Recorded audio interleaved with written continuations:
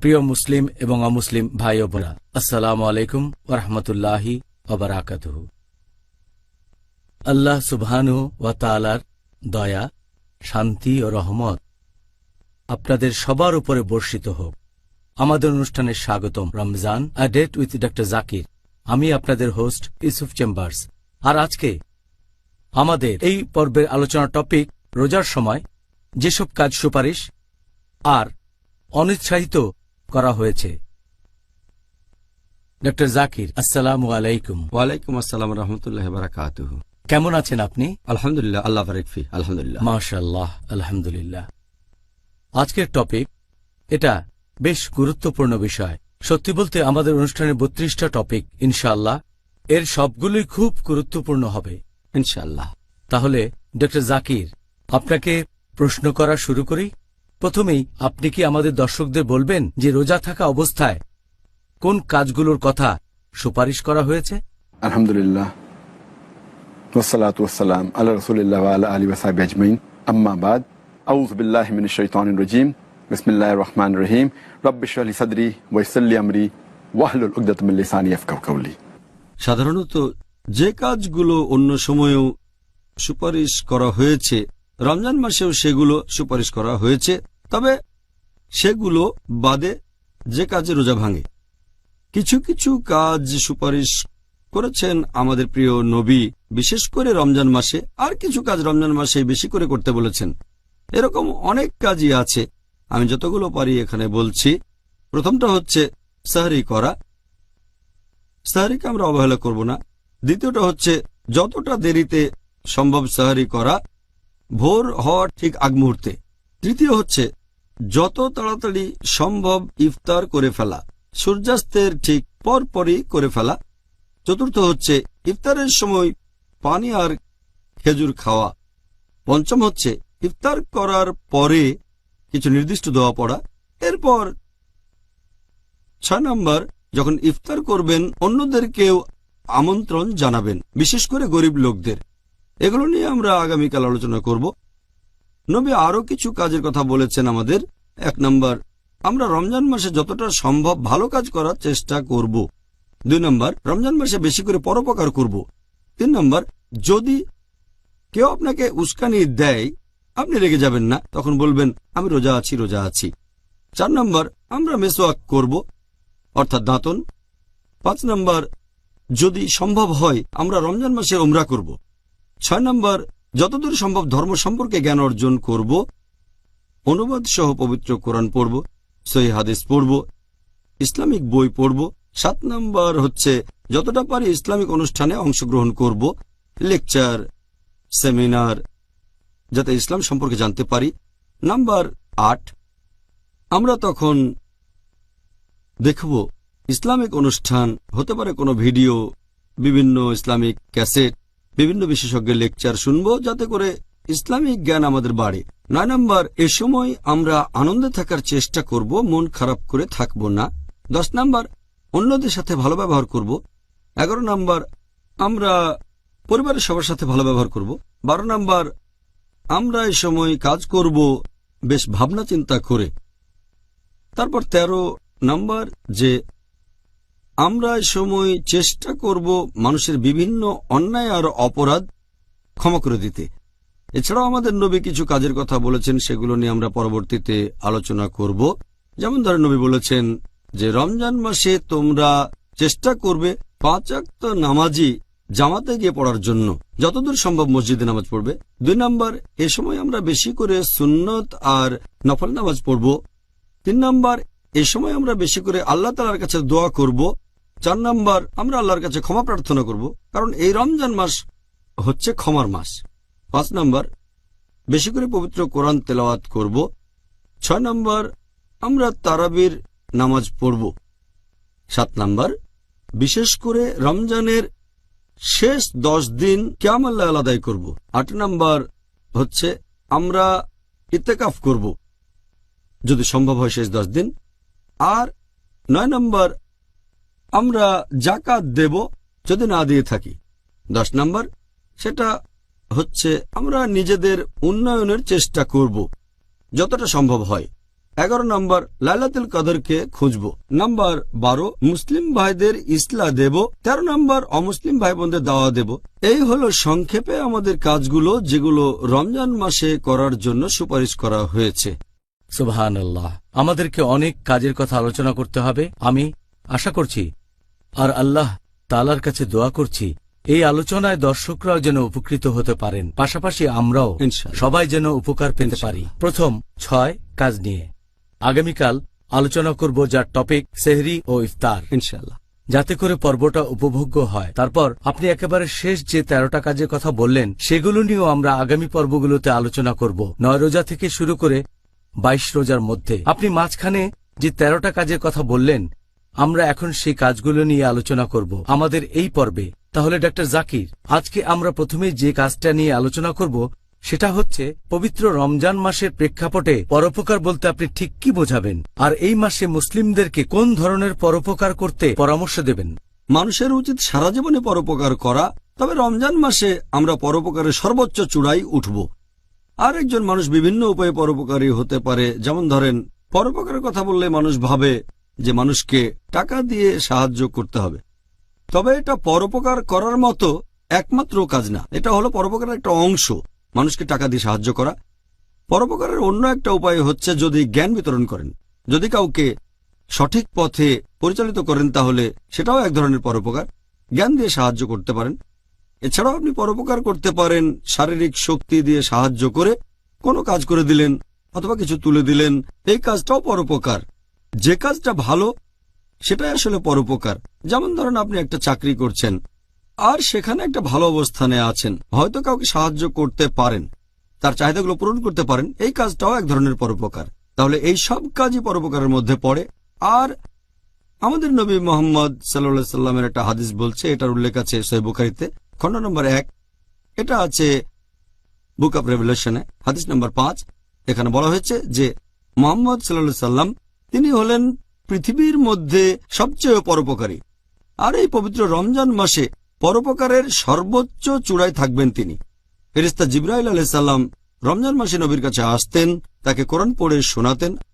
আর বলা হয়েছে যে নবী মোহাম্মদ সাল্লাল্লাহু আলাইহি সাল্লাম তিনি প্রচন্ড বেগে চলমান বাতাসের চেয়েও পরোপকারী বেশি, পরোপকারের সর্বোচ্চ চূড়ায়। এছাড়া নবী মোহাম্মদ সাল্লাল্লাহু আলাইহি সাল্লাম বলেছেন, এটার উল্লেখ আছে তিরমিজিতে, হাদিস নাম্বার 3233, সেখানে বলা হয়েছে যে বেহেশতে এমন কিছু ঘর থাকবে যেগুলোর ভেতরটা তোমরা বাইরে থেকে দেখতে পাবে আর ভেতর থেকে বাইরেটা দেখবে। এই ঘরগুলো তৈরি করা হবে তাদের জন্য যারা পরোপকারী, যারা গরিবদের সাহায্য করে, যারা রোজা রাখে নিয়মিতভাবে আর রাতের বেলায় নামাজ পড়ে। তাহলে এই মানুষগুলোর জন্য বেহেশতে কিছু স্পেশাল ঘর থাকবে। এছাড়াও আরেকটা হাদিস, সহিহ হাদিস, এটার উল্লেখ আছে ইবনে মাজাহ, হাদিস নাম্বার 1746। নবী মুহাম্মদ সাল্লাল্লাহু আলাইহি সাল্লাম বলেছেন যে যদি কেউ কোনো রোজদার লোককে খাবার দেয়, তাহলে যে লোক খাবার খাইয়েছে সে ওই রোজদারের রোজা রাখার যে সওয়াব পাবে একই সওয়াব সেও পাবে। সেজন্য আমরাও মানুষকে উৎসাহিত করব অন্যদের খাওয়ানোর জন্য। এই সবগুলো কাজই আসলে পরোপকার। সুবহানাল্লাহ, আমি আল্লাহর কাছে দোয়া করছি আমরা যেন পরোপকারের দিক থেকে রাসূল সাল্লাল্লাহু আলাইহি সাল্লামের কাছাকাছি যেতে পারি, ইনশাআল্লাহ। তো ডক্টর জাকির, এই পবিত্র রমজান মাস এটা হলো ক্ষমার মাস, আর আল্লাহ আমাদেরকে সুপারিশ করেছেন এই মাসে আমরা যেন একে অপরকে ক্ষমা করে দিই। আপনি কি এই ব্যাপারে বিস্তারিত বলবেন? রমজান হচ্ছে ক্ষমার মাস, আর এই মাসে আমরা আল্লাহ তাআলার কাছে ক্ষমা চাইব। আর আল্লাহ তাআলা আমাদের নির্দেশ দিয়েছেন যে আমরাও অন্যদের ক্ষমা করে দেব। পবিত্র কোরআনে এরকম অনেক আয়াত আছে যেখানে এই ব্যাপারে বিস্তারিত বলা হয়েছে। যেমন সূরা আলে ইমরান অধ্যায় 3 আয়াত 134 আল্লাহ তাআলা বলেছেন যে তোমরা ক্ষমা করো, আল্লাহ তাদের পছন্দ করেন যারা সৎ কাজ করে। তার মানে যারা ক্ষমা করে আল্লাহ তাদের পছন্দ করেন। পবিত্র কোরআনে সূরা আরফ অধ্যায় নম্বর 7 আয়াত 199 যে তোমরা ক্ষমা করো আর সৎ কাজের নির্দেশ দাও এবং তাদেরকে এড়িয়ে চলো যারা অজ্ঞ। এরপর আল্লাহ বলেছেন সূরা নূর অধ্যায় নম্বর 24 আয়াত নম্বর 22, আল্লাহ বলেছেন যে তোমরা ক্ষমা করো। তোমরা কি চাও না আল্লাহ তোমাদের ক্ষমা করুন? আল্লাহ তাআলা ক্ষমাশীল এবং পরম দয়ালু। পবিত্র কোরআনের সূরা তাগাবুন অধ্যায় নম্বর 64 আয়াত নম্বর 14 যে তোমাদের স্ত্রী এবং সন্তানদের মধ্যে কেউ কেউ আছে তোমাদের শত্রু, তবে তোমরা ভালো করবে যদি তাদের ক্ষমা করো, তাদের দোষ ত্রুটি উপেক্ষা করো এবং তাদের ক্ষমা করো। নিশ্চয়ই আল্লাহ ক্ষমাশীল এবং পরম দয়ালু। তাহলে আল্লাহ সুবহানাহু ওয়া তাআলা আমাদের মুসলিমদের সবাইকে উৎসাহিত করেছেন যে যতজন মানুষকে সম্ভব হয় তোমরা ক্ষমা করে দাও, আল্লাহ তোমাদের ক্ষমা করবেন। আর এই ক্ষমার ব্যাপারে নবীগণের জীবনী থেকে আমরা শ্রেষ্ঠ উদাহরণগুলো পাই। একটা হলো একজন নবী ইউসুফ আলাইহিস সালামের জীবনের ঘটনা। আমরা জানি যে ইউসুফ আলাইহিস সালাম তার 10 জন সৎ ভাই তার বিরুদ্ধে ষড়যন্ত্র করল, তাকে মেরে ফেলতে চাইল, কিন্তু আল্লাহ তাআলা তার জীবন বাঁচালেন। পরবর্তীতে তিনি হলেন মিশরের গভর্নর।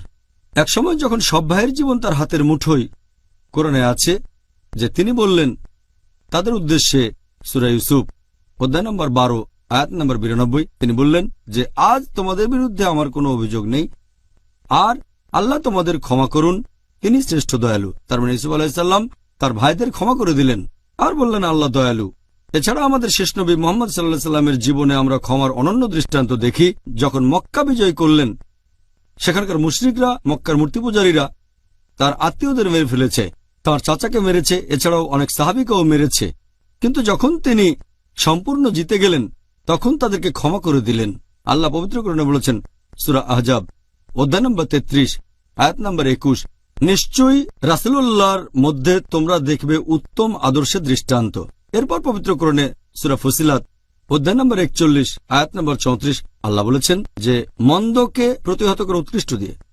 তুমি হয়তো জানো না যে লোকটার মনের মধ্যে শুধু তোমার প্রতি ঘৃণা আছে, তুমি দেখবে সে তোমার খুব অন্তরঙ্গ বন্ধু হয়ে গেছে। তার মানে খারাপ কাজকে প্রতিহত করবেন ভালো কাজ দিয়ে, এটাই সবচেয়ে ভালো। আল্লাহ এটা আবার বলছেন সূরা শুরা অধ্যায় নম্বর 42 আয়াত নম্বর 37। আল্লাহ এখানে তাদের কথা বলছেন যারা পরকালে বেহেশতে যাবে। তারা হলো সেই লোকগুলো যারা অশ্লীল কাজ পরিহার করে আর পরিহার করে গুরুতর পাপ, এবং রেগে গেলে তারা ক্ষমা করে দেয়। তাহলে পবিত্র কোরআনের বিভিন্ন আয়াতের মাধ্যমে আল্লাহ তাআলা মানুষ জাতিকে নির্দেশ দিচ্ছেন যে তোমরা অন্যদের ক্ষমা করে দেবে। জাযাকাল্লাহ খায়ের। ডক্টর জাকির, এভাবে বিস্তারিত বলার জন্য আপনাকে অনেক ধন্যবাদ। পরের প্রশ্নটা হলো রেগে যাওয়া সম্পর্কে। রমজান মাসে আমরা কিভাবে রাগটাকে দমন করে রাখব? লোকজন এই রমজান মাসে রোজা রাখে, এই সময় তারা রাগ দেখায়। এখন এই রমজান মাসে তাদের রেগে যাওয়ার কি কোনো রকম যৌক্তিকতা আছে? অনেকে এই সময় অজুহাত দেখিয়ে বলে যে আমরা রোজা আছি, সেজন্য আমরা তো রেগে যেতেই পারি। আসলে এটা হবে উল্টোটা। যদি কেউ রোজা থাকে সে তখন রেগে যাবে না, কারণ আল্লাহ পবিত্র কোরআনে বলেছেন সূরা বাকারা অধ্যায় নম্বর 2 আয়াত 183 যে তোমাদের জন্য সিয়ামের বিধান দেওয়া হলো যেমন বিধান দেওয়া হয়েছিল তোমাদের পূর্ববর্তীগণকে, যাতে করে শিখতে পারো আত্মসংযম। বলা হয়েছে লা আল্লাকুম তাত্তাকুন, যাতে শিখতে পারো আত্মনিয়ন্ত্রণ। তাহলে আপনি রোজা রাখছেন এজন্য যাতে রেগে না যান আপনি। ঠিক উল্টোটা, এটা কোনো অজুহাত হতে পারে না যে আমার ক্ষুধা লেগেছে, খুব ক্লান্তি লাগছে, তাই রেগে আছি। আসলে ঠিক উল্টোটা। আমাদের নবী মুহাম্মদ সাল্লাল্লাহু আলাইহি ওয়াসাল্লাম বলেছেন, এই সহিহ হাদিসটার উল্লেখ আছে সহিহ বুখারীতে খণ্ড নম্বর 3 বুক অব ফাস্টিং হাদিস নম্বর 1904। আমাদের প্রিয় নবী বলেছেন যে রোজা হচ্ছে ঢাল। এ সময় কোনো অশ্লীল কথা বলবে না, কাউকে ধমক দিয়ে কথা বলবে না, আর যদি কেউ তোমার সাথে ঝগড়া করে অথবা উস্কানিমূলক কথা বলে অথবা তোমাকে রাগিয়ে দিতে চায়, তুমি তখন বলবে আমি রোজা আছি, আমি রোজা আছি। এই হাদিসটা আরো একবার আছে, এটাও আছে সহিহ বুখারীতে খণ্ড নম্বর 3 বুক অব ফাস্টিং হাদিস নম্বর 1894। আমাদের প্রিয় নবী বলেছেন কেউ উস্কানিমূলক কথা বললে তুমি বলবে আমি রোজা আছি, আমি রোজা আছি। এই হাদিসটা সহিহ মুসলিমেও আছে, অনেক জায়গায় আছে। আমাদের নবী মুহাম্মদ সাল্লাল্লাহু আলাইহি ওয়াসাল্লাম বলেছেন, এটা আছে সহিহ বুখারীতে খণ্ড নম্বর 8 বুক অব ম্যানার্স হাদিস নম্বর 6114। আমাদের নবী বলেছেন যে সেই লোক সবচেয়ে শক্তিশালী নয় যে গায়ের জোরে আরেকজনকে হারিয়ে দেয়। যে গায়ের জোরে আরেকজনকে হারিয়ে দেয় সে সবচেয়ে শক্তিশালী নয়, বরং সবচেয়ে শক্তিশালী হলো সেই লোক যে কারো উপর রেগে যাওয়ার পরও তাকে ক্ষমা করে দেয়, যে রাগ কন্ট্রোল করে। তাহলে রোজা আমাদের পথ দেখিয়ে দেয় কিভাবে নিজেকে নিয়ন্ত্রণ করতে হবে, আর এই রোজা আসলে এক ধরনের ট্রেনিং যে কিভাবে নিজের রাগকে নিয়ন্ত্রণ করবেন। সুবহানাল্লাহ।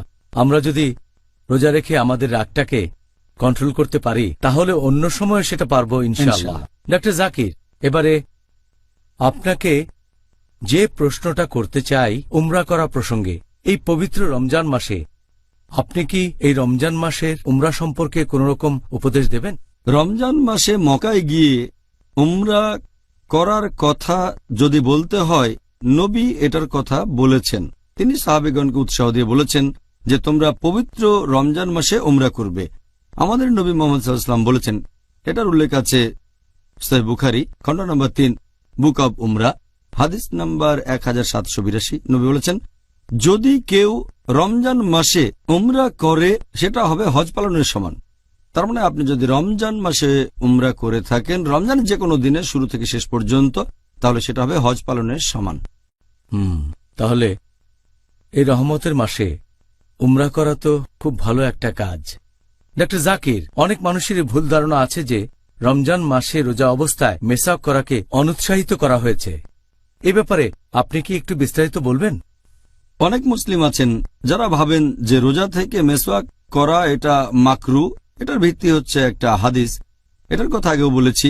সহিহ বুখারী খণ্ড নম্বর 3 বুক অব ফাস্টিং হাদিস নাম্বার 1904 এবং 1894। নবী মুহাম্মদ সাল্লাল্লাহু আলাইহি ওয়াসাল্লাম বলেছেন, আল্লাহর নামে বলছি যার হাতে রয়েছে মুহাম্মদের রূহ, রোজাদারের মুখের গন্ধ আল্লাহ তাআলার কাছে কস্তুরীর ঘ্রাণের চেয়েও মিষ্টি।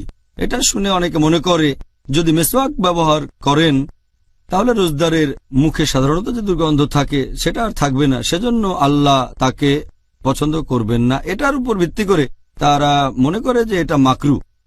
আমাদের এখানে বুঝতে হবে, যখন কেউ মেসওয়াক ব্যবহার করে বা দাঁতন, এটা রোজদারের মুখের সেই দুর্গন্ধ দূর করতে পারে না।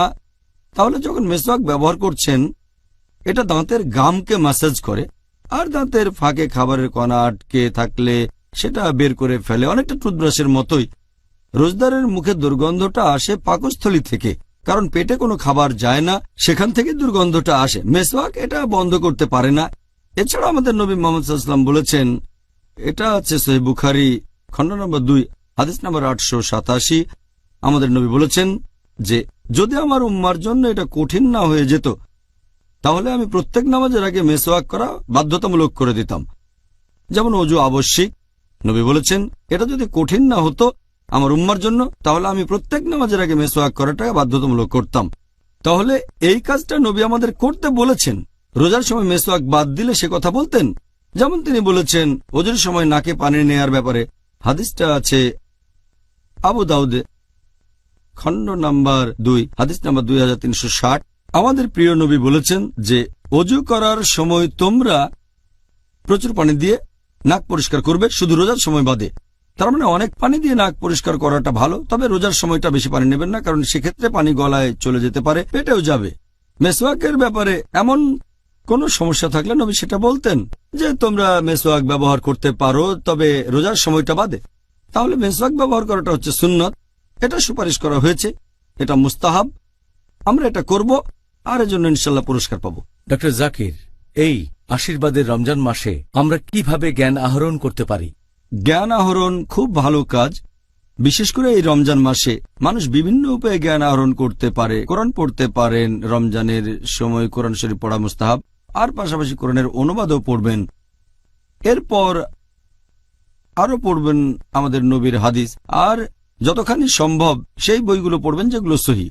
আমাদের নবীর সহিহ হাদিস সবচেয়ে ভালো হচ্ছে কুতুবুস সিত্তা, এই বইগুলোই হচ্ছে সবচেয়ে ভালো, যেমন বুখারী, মুসলিম, সুনান তিরমিজি, সুনান আবু দাউদ, সুনান নিসাই, ইবনে মাজাহ, এগুলো কুতুবুস সিত্তা সবচেয়ে ভালো। সময় কম থাকলে অন্তত প্রথম দুটো হাদিসের বইগুলো পড়েন, তার মানে সহিহ বুখারী আর সহিহ মুসলিম।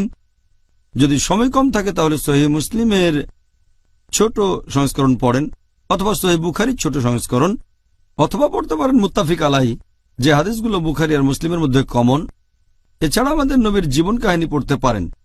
ইংরেজি ভাষায় নবীর জীবন কাহিনীর উপর সবচেয়ে সেরা বই রাহিক আল মাকতুম, দ্য সিল্ড নেকটার। এটা নবীর জীবন নিয়ে কথা বলছে।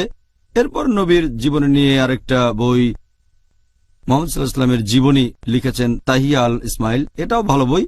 আমরা জ্ঞান আহরণ করতে পারি বিভিন্ন রকম অনুষ্ঠানে অংশগ্রহণ করে। বিভিন্ন ইসলামিক অনুষ্ঠানে যাব, লেকচার শুনব, সেমিনারে যাব, এতে আমাদের জ্ঞান বাড়বে। এছাড়া ভিডিও ক্যাসেট দেখতে পারেন, ইসলামিক লেকচার, ইসলামিক অনুষ্ঠান শুনতে পারেন, অডিও ক্যাসেট। তারপর ইন্টারনেটে যেতে পারেন, ইসলামিক ওয়েবসাইটগুলোতে যান, বিভিন্ন ইসলামিক ওয়েবসাইট। এভাবে আমরা বিভিন্ন উপায়ে জ্ঞান আহরণ করতে পারি। আর রমজান মাসে আমরা এভাবে জ্ঞান আহরণ করে আমাদের সময় ব্যয় করতে পারি। অবশ্যই এতে আমাদের উপকার হবে, পাশাপাশি অনেক পুরস্কারও পাবো ইনশাআল্লাহ। ইনশাআল্লাহ। আপনি যে বইগুলোর কথা বললেন সেগুলো নিশ্চয়ই বেশ কয়েকটা ভাষাতেই পাওয়া যাবে, আর আমাদের মুসলিম ভাই বোনেরা পুরো পৃথিবী জুড়েই এই বইগুলো থেকে জ্ঞান আহরণ করতে পারবেন। ডক্টর জাকির, হুসনে সুলুক এই শব্দটার অর্থ আসলে কি, আর পরিবারের সাথে ভালো ব্যবহার বলতে কি বোঝানো হয়েছে?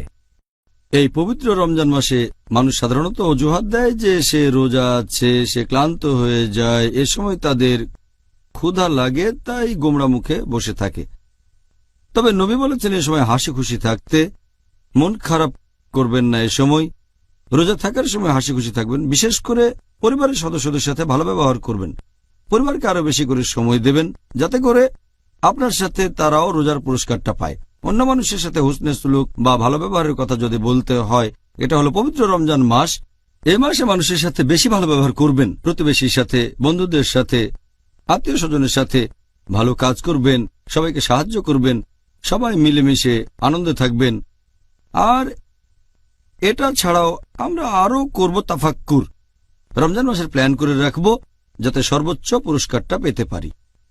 আল্লাহর কাছে দোয়া করি আমরা যেন সবার সাথে ভালো ব্যবহার করতে পারি, আর যেন সবসময় নবী মোহাম্মদ সাল্লাল্লাহু আলাইহি সাল্লামকে অনুসরণ করে চলতে পারি, বিশেষ করে এই আশীর্বাদের পবিত্র রমজান মাসে। এবারে আমরা অন্য আরেকটা বিষয় নিয়ে আলোচনা করব, যে কাজগুলো অনুৎসাহিত করা হয়েছে। আপনি কি সংক্ষেপে এই কাজগুলো সম্পর্কে বলবেন? রোজা অবস্থায় যে কাজগুলো করতে আমাদেরকে অনুৎসাহিত করা হয়েছে এই পবিত্র রমজান মাসে। রোজার সময় যে কাজগুলোকে অনুৎসাহিত করা হয়েছে সেগুলোকে তিনটা ভাগে ভাগ করা যায়।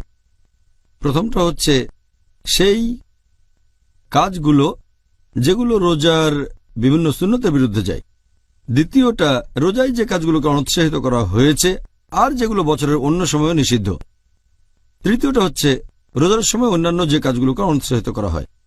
ডক্টর জাকির, আপনি কি সেই কাজগুলোর কথা বলবেন যেগুলোকে অনুৎসাহিত করা হয়েছে, একই সাথে রোজার সুন্নতেরও বিরুদ্ধে যায়? যে কাজগুলো নবীর সুন্নতের বিরুদ্ধে যায়, আমি আগে কিছু সুপারিশ করা কাজের কথা বলেছি, এটা তার বিপরীত। যেমন 1 নাম্বার, আমরা শব্দ করে নিয়ত করব না। রোজা থাকার সময় নিয়তটা আমরা শব্দ করে বলবো না। 2 নাম্বার হচ্ছে আমরা অতিরিক্ত খাওয়া দাওয়া কখনোই করব না, ইফতারের সময় বা রাতের বেলায়। 3 নাম্বার, আমরা রেগে যাব না। 4 নাম্বার পয়েন্ট হচ্ছে লোকজন তারাবি পড়ে খুব তাড়াতাড়ি করে, একটু ধীরে পড়তে হবে। এরপর পয়েন্ট নাম্বার 5 হচ্ছে ইতিকাফের সময় আমরা গল্প গুজব করব না। এবার আমাদের সেই কাজগুলো সম্পর্কে বলেন যেগুলো রমজান বাদে অন্য সময়েও নিষিদ্ধ। এখন আমরা সেইগুলো সম্পর্কে জানতে চাই। যে কাজগুলো এমনিতেও নিষিদ্ধ আর বিশেষ করে রমজান মাসের সময়ও কাজগুলো নিষিদ্ধ, সেগুলোর মধ্যে আড়ালে নিন্দা করা, কুৎসা রটানো 1 নাম্বার, এটা খুব বড় গুনাহ। 2 নাম্বার হচ্ছে মিথ্যে কথা বলা। 3 নাম্বার হচ্ছে কাউকে গালমন্দ করা। 4 নাম্বার অশ্লীল কথা বলা। 5 নাম্বার হচ্ছে অহেতুক ঘুরে বেড়ানো আর আড্ডা দেয়া। 6 নাম্বার হচ্ছে মিথ্যে কাজ। নাম্বার 7 হচ্ছে শোনা কোনো অনইসলামিক গান আর মিউজিক। 8 নাম্বার হচ্ছে টেলিভিশনে অনইসলামিক বিভিন্ন অনুষ্ঠান দেখা, সিনেমা দেখা। 9 নাম্বার হচ্ছে অনইসলামিক ম্যাগাজিন পড়া আর অনইসলামিক বই পড়া। 10 নাম্বার হচ্ছে অনইসলামিক ওয়েবসাইটগুলোতে যাওয়া।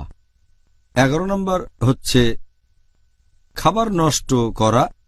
আর 12 নাম্বার হচ্ছে অহেতুক বেশি খরচ করা, অপব্যয় করা। ডক্টর জাকির, এই রমজান মাসে যে রোজা রেখেও জিহ্বাকে সংযত রাখে না, তার উদ্দেশ্যে আপনি কি বলবেন? জিহ্বাকে সংযত রাখতে হবে, কারণ অনেক সময় আমরা দেখি যে জিহ্বার কারণে মানুষের যতটা ক্ষতি হয় অন্য কোনো অঙ্গ প্রত্যঙ্গ অতটা পারে না। এই জিভের ব্যাপারে আমাদের সাবধান থাকতে হবে। আমাদের নবী মুহাম্মদ সাল্লাল্লাহু আলাইহি সাল্লাম বলেছেন, এ প্রসঙ্গে অনেক হাদিস, সহিহ হাদিস আছে। এটার উল্লেখ আছে মুসান্নাফ ইবনে আবি শাইবা, খণ্ড নম্বর 5, বুক অব ম্যানার্স, হাদিস নাম্বার 26,490। ইবনে মাসুদ রাদিয়াল্লাহু আনহু তিনি বলেছেন যে, আল্লাহর কসম, দারুণভাবে সংযত জিহ্বার চেয়ে কাম্য বন্ধু আর কিছুই নেই। একই কথা বলা হয়েছে পরের হাদিসে, মুসান্নাফ ইবনে আবি শাইবা, খণ্ড নম্বর 5, বুক অব ম্যানার্স, হাদিস নাম্বার 26,491। হযরত আবু বকর রাদিয়াল্লাহু আনহু নিজের জিহ্বা ধরে বললেন যে এই জিনিসটাই আমাকে আজকের অবস্থানে নিয়ে এসেছে। তার মানে তিনি জিহ্বার ব্যাপারে সাবধান ছিলেন, সেজন্যই উঁচু অবস্থানে গেছেন। আর পবিত্র কোরআনেও বেশ কিছু আয়াত আছে। আল্লাহ বলেছেন সূরা কাফ, অধ্যায় নম্বর 50, আয়াত নম্বর 18, মানুষ যে কথাই উচ্চারণ করুক তার জন্য তৎপর প্রহরী তার কাছেই আছে। তার মানে আপনি যে কথাই বলেন না কেন, ফেরেশতাগণ সেটা লিখে রাখেন। এরপর বলা হয়েছে পবিত্র কোরআনে সূরা ইসরা, অধ্যায় নম্বর 17, আয়াত নম্বর 53, আল্লাহ বলেছেন, আমার বান্দাদের বলো তারা সেই কথাগুলোই বলবে যা সবচেয়ে ভালো।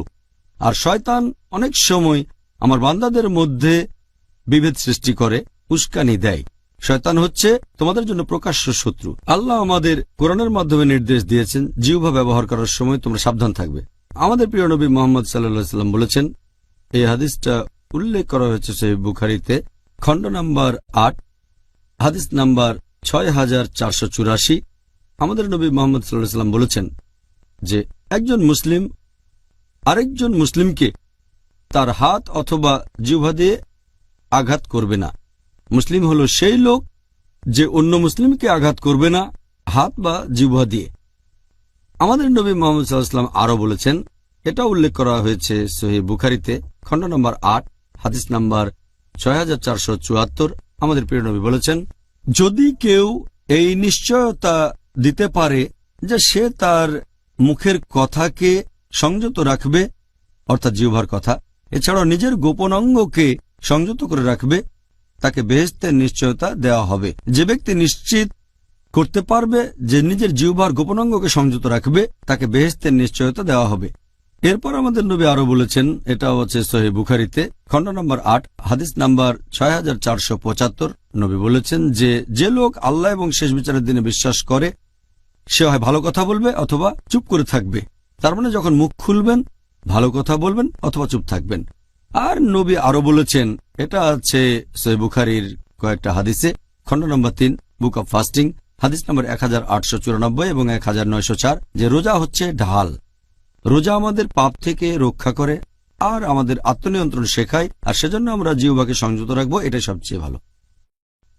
ধন্যবাদ ডক্টর জাকির। আর আমার মনে হয় এই কাজটা আমাদের সবসময় করা উচিত, শুধু রমজান মাসে নয়।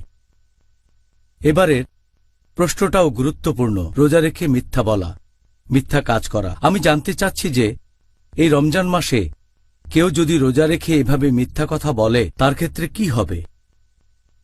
যদি কেউ মিথ্যে কথা বলে বা মিথ্যে কাজ করে রমজান মাসে, আমাদের নবী মুহাম্মদ সাল্লাল্লাহু আলাইহি সাল্লাম বলেছেন, এটা আছে সহিহ বুখারীতে, খণ্ড নম্বর 3, বুক অব ফাস্টিং, হাদিস নম্বর 1903, যদি কেউ তার মিথ্যে কাজ আর মিথ্যে কথাগুলো বাদ না দিয়ে থাকে, তাহলে তার পানাহার থেকে বিরত থাকাতে আল্লাহ সুবহানাহু ওয়া তাআলার কোনো প্রয়োজন নেই। যদি কেউ মিথ্যে কাজ করে আর অনবরত মিথ্যে কথা বলে যায়, তার পানাহার থেকে বিরত থাকায় আল্লাহর প্রয়োজন নেই। তার মানে এতে তার রোজাটা কিন্তু ভেঙে যাবে না। রোজা রেখে মিথ্যে বললে রোজা ভেঙে যাবে না, তবে রোজা রাখার যে পুরস্কার পাবেন সেটা কমে যাবে। যদি কোনো গুনাহ করে থাকেন, কোন মিথ্যে বলেন, তাহলে তখন রোজা থাকার যে পুরস্কারটা পেতেন সেটা কমে যাবে, বাতিলও হয়ে যেতে পারে। আমাদের প্রিয় নবী মুহাম্মদ সাল্লাল্লাহু আলাইহি সাল্লাম আরো বলেছেন, এটার উল্লেখ আছে ইবনে মাজাহ, খণ্ড নম্বর 3, বুক অব ফাস্টিং, হাদিস নাম্বার 1690। অনেক মানুষ রোজা রাখে কিন্তু সেজন্য কোনো পুরস্কার পায় না। তারা রোজা অবস্থায় শুধু নিজেদের ক্ষুধা সংযত করে। তার মানে আপনি যদি রোজা রেখে মিথ্যে কথা বলেন, মিথ্যে কাজ করেন, তাহলে পুরস্কারটা পাবেন না।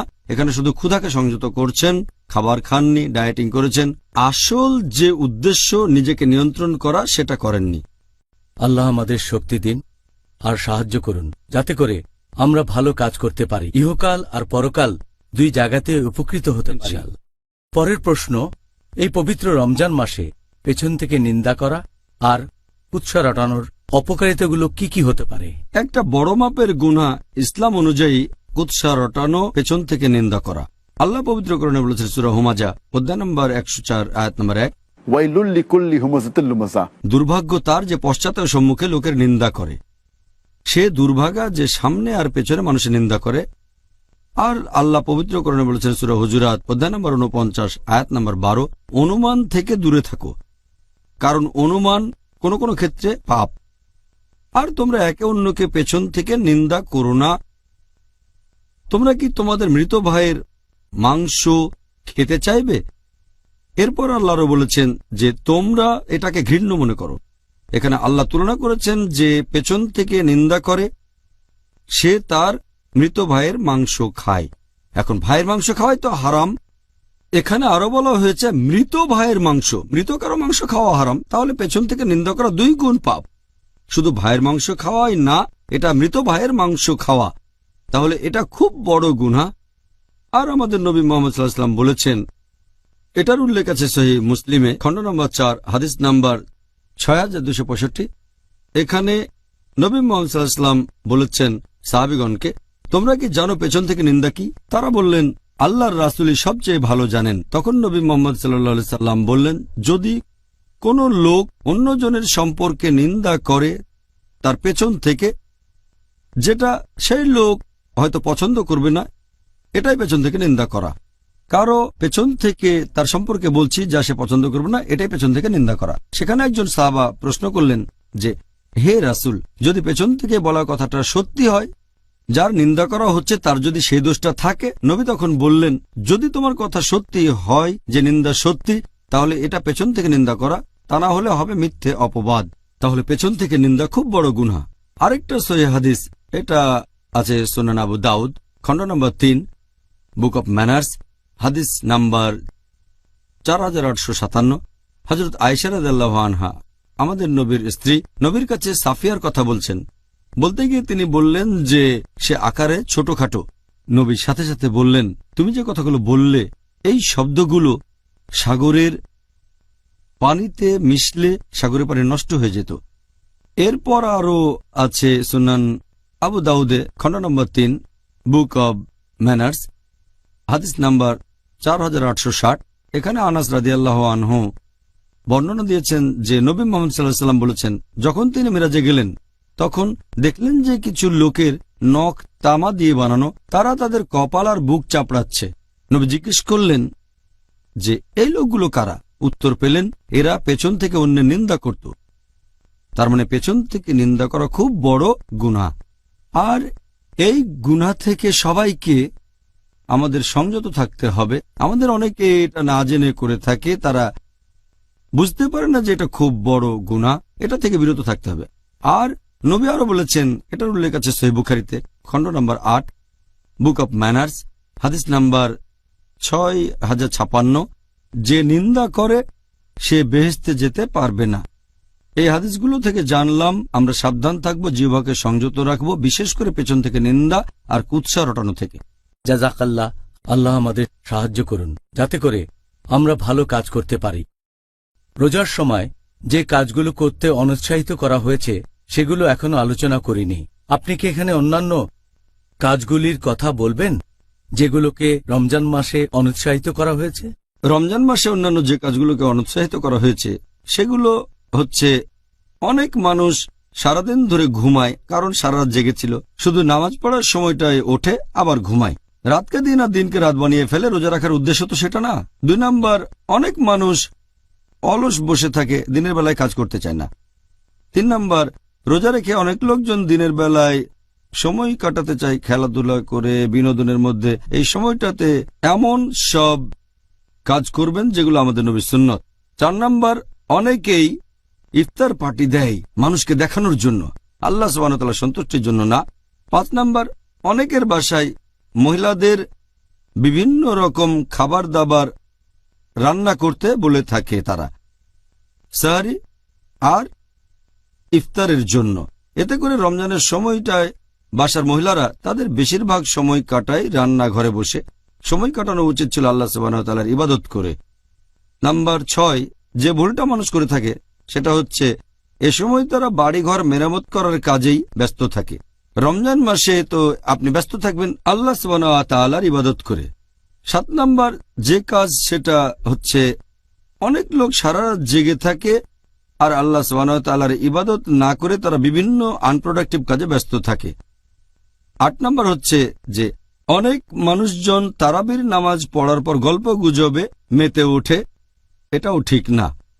এরপর 9 নাম্বার, অনেক মানুষজন এই সময় ব্যস্ত থাকে কেনাকাটা নিয়ে। তারা কি করে? সারা রাত ধরে কেনাকাটায় ব্যস্ত থাকে। 10 নাম্বার হচ্ছে যে তারা সারা রাত ধরে খাওয়া নিয়েই ব্যস্ত থাকে।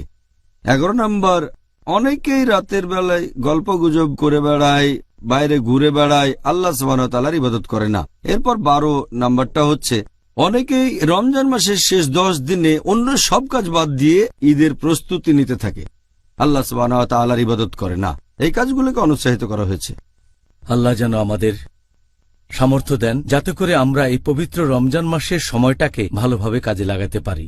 ডক্টর জাকির, এই আশীর্বাদের মাস রমজানে ধর্মীয় জ্ঞান, তার মানে ইসলামিক জ্ঞান অর্জন করার উপরে এত গুরুত্ব দেওয়া হয়েছে কেন? জ্ঞান আহরণের কথা যদি বলতে হয়, পবিত্র কোরআনে আল্লাহ মানুষের জন্য প্রথম যে নির্দেশটা দিয়েছেন সেটা নামাজ পড়া না, রোজা রাখা না, হজ পালন করা না, সেটা হচ্ছে ইকরা। আল্লাহ পবিত্র কোরআনে বলেছেন সূরা ইকরা বা সূরা আলাক অধ্যায় নম্বর 96 আয়াত নম্বর 1, ইকরা বিসমি রাব্বিকাল্লাযী খালাক খালাকাল ইনসানা মিন আলাক। আয়াত 1 ও 2 এর মানে পড়ো, পাঠ করো তোমার প্রভুর নামে যিনি সৃষ্টি করেছেন, যিনি মানুষকে সৃষ্টি করেছেন জোকের মতো ঝুলে থাকা বস্তু থেকে। তাহলে পবিত্র কোরআনে মানুষ জাতিকে সবার প্রথমে যে নির্দেশটা দেওয়া হয়েছে সেটা হচ্ছে পড়ো। এখানে শুধু পড়ার কথাই বলা হয়নি, বলা হয়েছে যে পড়ো তোমার প্রতিপালকের নামে। তার মানে পড়া গুরুত্বপূর্ণ, জ্ঞান আহরণ করা গুরুত্বপূর্ণ, তবে আল্লাহ সুবহানাহু ওয়া তাআলার জ্ঞান অর্জন করা, দিন সম্পর্কে জানা, সেটাও সবচেয়ে গুরুত্বপূর্ণ। আর আল্লাহ পবিত্র কোরআনে বলেছেন সূরা মুজাদ্দিলা অধ্যায় নম্বর 58 আয়াত নম্বর 11, বলা হয়েছে আল্লাহ সুবহানাহু ওয়া তাআলা সেই সব মানুষকে মর্যাদায় উন্নীত করবেন যারা ঈমান এনেছে এবং জ্ঞান আহরণ করেছে। পবিত্র কোরআনে সূরা বাকারা অধ্যায় নম্বর 2 আয়াত নম্বর 269, যে আল্লাহ সুবহানাহু ওয়া তাআলা যাকে ইচ্ছা হিকমত প্রদান করেন এবং যাকে হিকমত প্রদান করে থাকেন তাকে অনেক কল্যাণও তিনি দান করে থাকেন, এবং শুধু বোধসম্পন্নরাই শিক্ষা গ্রহণ করে। আমাদের প্রিয় নবী মুহাম্মদ সাল্লাল্লাহু আলাইহি ওয়াসাল্লাম তিনিও বলেছেন, উল্লেখ আছে সহিহ বুখারীতে খণ্ড নম্বর 1 হাদিস নম্বর 71, আমাদের নবী বলেছেন যে আল্লাহ সুবহানাহু ওয়া তাআলা যাদেরকে অনুগ্রহ করতে চান তাদেরকে তিনি ধর্মীয় জ্ঞানে এগিয়ে দেন, মানে তাদেরকে ধর্মীয় জ্ঞান দান করেন। তাহলে আল্লাহ যাদের সাহায্য করতে চান তাদেরকে তিনি ধর্ম সম্পর্কে জ্ঞান দান করে থাকেন। আমাদের নবী মুহাম্মদ সাল্লাল্লাহু আলাইহি ওয়াসাল্লাম বলেছেন, এটা আছে সহিহ মুসলিমে খণ্ড নম্বর 3 হাদিস নাম্বার 4005, আমাদের প্রিয় নবী বলেছেন যে যখন কোনো মানুষ মারা যায়, সে মারা গেলে তার সব কাজ শেষ হয়ে যায় শুধু 3টা কাজ বাদে। কেউ মারা গেলে তার সব ভালো কাজই শেষ হয়ে যায় শুধু 3টা কাজ বাদে। যে মানুষ অন্য মানুষকে কিছু দান করেছে, যে মানুষ জ্ঞান দান করেছে অন্য মানুষকে, আর যে মানুষের ধার্মিক সন্তানেরা আল্লাহর কাছে তার জন্য দোয়া করে। তার মানে কেউ মারা গেলে তার সব ভালো কাজ শেষ হয়ে যায় 3টা বাদে। যদি কেউ দাতব্য প্রতিষ্ঠান চালু করে, সাদকায়ে জারিয়া, যেখানে মানুষজনকে বিভিন্ন রকম সাহায্য সহযোগিতা দেওয়া হয় নিয়মিতভাবে, এটা সাদকায়ে জারিয়া। তারপর সে যদি অন্য কাউকে কিছু শিখিয়ে থাকে আর সেই লোক যদি জ্ঞানটা শিখে নিয়ে তার নিজের কাজে লাগায়, ধর্মের কাজে, মানুষের সাহায্যের কাজে, এটাও টিকে থাকবে। আর শেষটা হচ্ছে ধার্মিক সন্তান যারা মৃত বাবা মার জন্য দোয়া করে। সেজন্য জ্ঞান খুবই গুরুত্বপূর্ণ। আর আল্লাহ পবিত্র কোরআনে বলেছেন সূরা নাহল অধ্যায় নম্বর 16 আয়াত নম্বর 43 আর সূরা আম্বিয়া অধ্যায় নম্বর 21 আয়াত নম্বর 7, ফাসআলু আহলা যিকরি ইন কুনতুম লা তা'লামুন। যদি তোমরা না জানো তাহলে এ ব্যাপারে জ্ঞানীদেরকে জিজ্ঞেস করো। আল্লাহ বলেছেন জ্ঞানীদেরকে জিজ্ঞেস করো। সেজন্য যে মানুষটার জ্ঞান আছে তার অবস্থানটাও অনেক উপরে। সেই মানুষের পরীক্ষায় পাশ করার সম্ভাবনা বেশি যে আখিরাতে ভালো ফলাফল করে থাকে। আর এজন্যই আল্লাহ তাআলা জ্ঞান অর্জনকে সবচেয়ে বেশি গুরুত্ব দিয়েছেন, বিশেষ করে রমজান মাসে। এই মাসে আমরা জ্ঞান অর্জন করব, বেশি করে জ্ঞান আহরণ করব আর সেটা অন্যদের মাঝে ছড়িয়ে দেব। আজকের অনুষ্ঠানের শেষ প্রশ্ন, সেটা হচ্ছে মিউজিক নিয়ে। অনেক মুসলিমই মনে করে যে ইসলামে মিউজিকের অনুমতি আছে। এখন আপনি কি বলবেন যে নবী মুহাম্মদ সাল্লাল্লাহু আলাইহি সাল্লাম কি মিউজিকের বিরুদ্ধে কিছু বলেছেন? মিউজিকের কথা যদি বলতে হয়, এ ব্যাপারে বিশেষজ্ঞদের মতভেদ আছে যে মিউজিক অথবা গানের অনুমতি আছে কিনা। আর পবিত্র কোরআনে কোনো আয়াত সরাসরি মিউজিককে নিষেধ করেনি, তবে কিছু নির্দেশ আছে। আল্লাহ পবিত্র কোরআনে বলেছেন, সূরা লুকমান অধ্যায় নম্বর 31 আয়াত নম্বর 6 বলা হয়েছে যে মানুষদের মধ্যে কেউ কেউ অজ্ঞতাবশত আল্লাহর পথ থেকে বিচ্যুত করার জন্য অসার বাক্য ক্রয় করে আর এভাবে মানুষকে দূরে নিয়ে যায় আল্লাহ সুবহানাহু ওয়া তাআলার পথ থেকে। তারা আল্লাহ প্রদর্শিত পথ নিয়ে ঠাট্টা বিদ্রুপ করে। এদের জন্য রয়েছে খুবই অবমাননাকর শাস্তি। পবিত্র কোরআনের তাফসীর পড়লে আপনারা দেখতে পাবেন এই যে অসার বাক্য, জ্ঞান বহির্ভূত অর্থ ছাড়া, এটা বোঝাচ্ছে অনইসলামিক গান আর বিভিন্ন বাদ্যযন্ত্রের কথা। তাফসীর পড়লে এটা পাবেন। আর নবী মিউজিককে নিষেধ করেছেন এরকম অনেক সহিহ হাদিস আছে। যদি আমাদের নবী মুহাম্মদ সাল্লাল্লাহু আলাইহি ওয়াসাল্লামের হাদিসগুলো পড়ে দেখেন তাহলে এই ব্যাপারে কোনো রকম সন্দেহই থাকবে না। আমাদের নবী মুহাম্মদ সাল্লাল্লাহু আলাইহি ওয়াসাল্লাম বলেছেন, এটার উল্লেখ আছে সহিহ বুখারীতে খণ্ড নম্বর 7 হাদিস নাম্বার 5590। আমাদের নবী বলেছেন যে আমার উম্মতদের মধ্যে এমন অনেকেই থাকবে যারা জেনায় লিপ্ত থাকবে। তার মানে ব্যভিচার, অবৈধ যৌনাচার। অনেকে রেশমের কাপড় পরবে, মাদকদ্রব্য সেবন করবে এবং বাদ্যযন্ত্র বাজাবে আর ভাববে এগুলো বৈধ। আমার উম্মতদের মধ্যে কিছু লোক তারা এমন কিছু করবে যেগুলো অবৈধ, যেমন ব্যভিচার, অবৈধ যৌনাচার, রেশমের কাপড় পরা, মাদকদ্রব্য নেয়া এবং বাদ্যযন্ত্র বাজাবে আর ভাববে এগুলো বৈধ। এই হাদিস বলছে তারা কিছু কাজকে বৈধ মনে করবে। আমরা জানি যে মাদকদ্রব্য হারাম, আমরা ভালো করেই জানি যে ব্যভিচার করা হারাম। যেহেতু এখানে মিউজিকের কথা কিছু নিষিদ্ধ জিনিসের সাথে উল্লেখ করা হয়েছে, এখানে বাদ্যযন্ত্রের কথাও বলা হয়েছে, এটাই নির্দেশ করে যে নবী এটাকেও নিষেধ করেছেন। তবে কিছু লোক বলে এটা বৈধ। আর এখনকার দিনে কিছু বিশেষজ্ঞ আছেন যারা বলেন যে ইসলাম ধর্মে বাদ্যযন্ত্র ব্যবহারের অনুমতি দেওয়া হয়েছে। তবে এই হাদিসটা পরিষ্কার বলছে যে বাদ্যযন্ত্র জিনিসটাই হচ্ছে হারাম। আরও কিছু সহিহ হাদিস আছে যেখানে কিছু বাদ্যযন্ত্রের ব্যাপারে অনুমতি দেওয়া হয়েছে, বিশেষ করে ধপ, তার মানে তাম্বুরি। আমাদের নবী মুহাম্মদ সাল্লাল্লাহু আলাইহি ওয়াসাল্লামের হাদিস পড়লে দেখবেন সহিহ বুখারী খণ্ড নম্বর 5 হাদিস নম্বর 4001।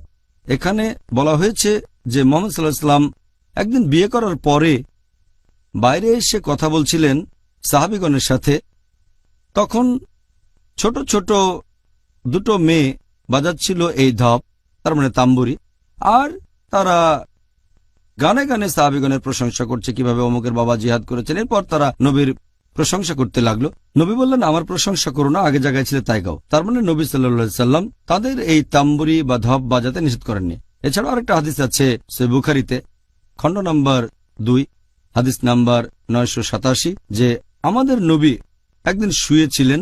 এই হাদিসের বর্ণনা দিয়েছেন হযরত আয়েশা রাদিয়াল্লাহু আনহা। তিনি বলেছেন যে দুটো ছোট মেয়ে তাম্বুরি বাজাচ্ছিল আর গান গাচ্ছিল। তখন হযরত আবু বকর রাদিয়াল্লাহু আনহু, হযরত আয়েশা রাদিয়াল্লাহু আনহার বাবা, তিনি সেখানে এসে তাদের বললেন, বন্ধ করো। মুহাম্মদ সাল্লাল্লাহু আলাইহি ওয়াসাল্লাম তখন ঘরে শুয়েছিলেন। তিনি আবু বকর রাদিয়াল্লাহু আনহুকে বললেন, গান গাক ওরা, আজকের দিনটা তো ঈদের দিন, ওরা গান গাক। এছাড়া আরেকটা হাদিস আছে তিরমিজিতে হাদিস নাম্বার 3690। সেখানে আমাদের নবী সাল্লাল্লাহু আলাইহি ওয়াসাল্লাম বলেছেন যে একবার এক লোক নবীর কাছে এসে তাকে বলল, আমি আল্লাহ সুবহানাহু ওয়া তাআলার নামে শপথ করছি, যদি আপনি জিতে ফিরে আসেন তাহলে আমি গান গাইব, ধপ বাজাবো, আমি তখন তাম্বুরি বাজাবো। নবী বললেন, যদি শপথ করে থাকো তাহলে করবে, যদি শপথ না করে থাকো তাহলে করবে না। এই হাদিসটাও আমাদের বলছে বিভিন্ন ধরনের বাদ্যযন্ত্র আসলে হারাম, শুধুমাত্র ধপ, তার মানে তাম্বুরি বাদে নবী কখনো কখনো এটার অনুমতি দিয়েছেন। ডক্টর জাকির, আজকের অনুষ্ঠানের শেষ প্রশ্নটার উত্তর দেওয়ার জন্য আপনাকে ধন্যবাদ। আশা করি অনুষ্ঠানটা দর্শকদের জন্য উপকারী। সবাই নতুন কিছু জানতে পেরেছেন। আজকে আমাদের টপিক ছিল রোজার সময় যেগুলো সুপারিশ আর যেগুলো অনুৎসাহিত করা হয়েছে। আপনাকে অনেক ধন্যবাদ ডক্টর জাকির, জাযাকাল্লাহ খাইরান। ওয়াইয়াকুম। ভাই ও বোনেরা, আমি আল্লাহ তাআলার কাছে দোয়া করছি আপনারা সকলে যেন রোজার এই নিয়মগুলোর শিক্ষা গ্রহণ করে আপনাদের জীবনে প্রয়োগ করতে পারেন। আমিও আজকে ডাক্তার জাকিরের কয়েকটা সুন্দর পরামর্শ গ্রহণ করেছি। তাহলে আগামীকাল আমাদের আবারও দেখা হবে একই সময়ে, আর সেদিন আলোচনার টপিক হবে সেহরি এবং ইফতার। আসসালামু আলাইকুম ওয়া রাহমাতুল্লাহি ওয়া বারাকাতুহু। পিস টিভি বাংলা, মানবতার সমাধান। আপনারা এই চ্যানেলটি সাবস্ক্রাইব করে রাখুন। নতুন আপডেট পেতে বেল বাটন প্রেস করুন আর আমাদের ভিডিওগুলো প্রিয়জনদের সাথে শেয়ার করুন। জাযাকাল্লাহু খাইরান।